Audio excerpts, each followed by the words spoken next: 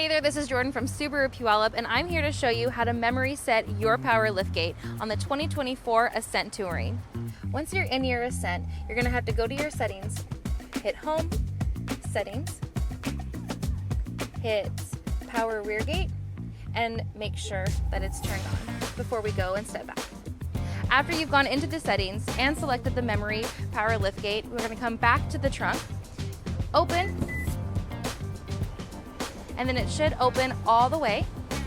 Then gently you can move it down or up to your height preference. Then you will hold it until you hear a beep.